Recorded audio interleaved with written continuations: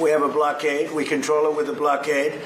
And I like the idea of declaring it a territory.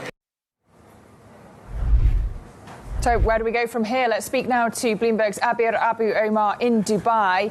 Abeer, the truce has expired between the US and Iran. Both sides are talking about control of the strait.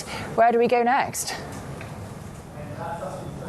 Good morning, Lizzie. Well, that truce that was reached in June back in Switzerland to end the fighting for 60 days was essentially rendered meaningless by Iran. President Trump also saying that he will not plan on extending it. But essentially, so many violations have occurred over the past 60 days or so that, again, from the perspective of Iranian officials, that MOU really means nothing. They have not discussed any of the concessions that were part of that ceasefire agreement, namely that nuclear component that is still pretty much President Trump's main goal in all of this. But then the side conversations that are happening are between Iran and Oman. We've been reporting on those, of course, for the good part of the past 2 weeks. And we've been saying that according to both sides, those negotiations to find a mechanism, to find a pathway in the Strait of Hormuz to get a trickle of oil really are in the final stages. The last we know is that those continue to be in the final stages. But perhaps what oil markets are reacting to are some of the hostilities, Lizzie,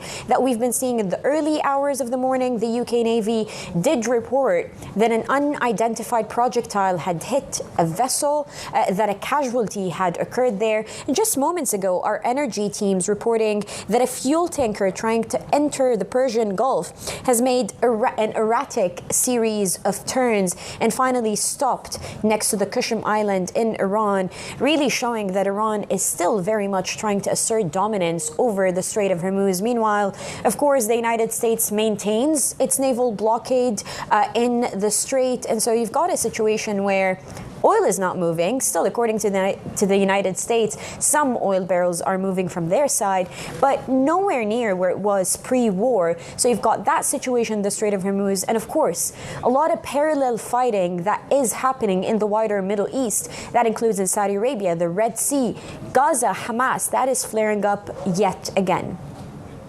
Well, let's turn to Gaza now, because also President Trump's son-in-law and peace envoy Jared Kushner has been meeting with Netanyahu, the Israeli Prime Minister, as well as Hamas leaders. So Abeer, what other progress are we seeing when it comes to acceleration towards a Gaza ceasefire? Is there possibility of meaningful progress at all?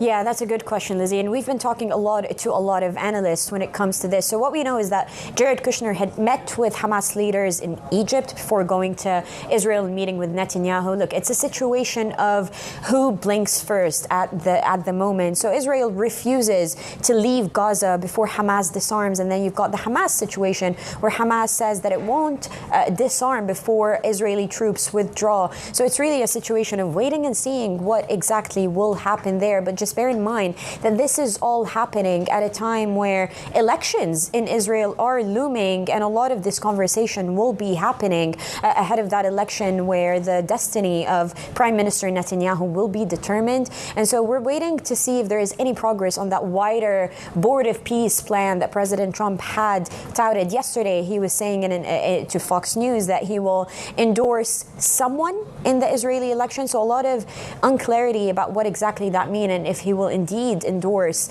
Prime Minister Netanyahu. We reported multiple times over the past 6 weeks that within the wider parameters of the war with Iran, of which, of course, Israel had taken part in the initial strikes, there were some tensions in that relationship between the United States and Israel, between President Trump and Prime Minister Netanyahu. So a lot of factors to the broader puzzle, if you were here. Another wait-and-see situation in the wider conflict in the Middle East.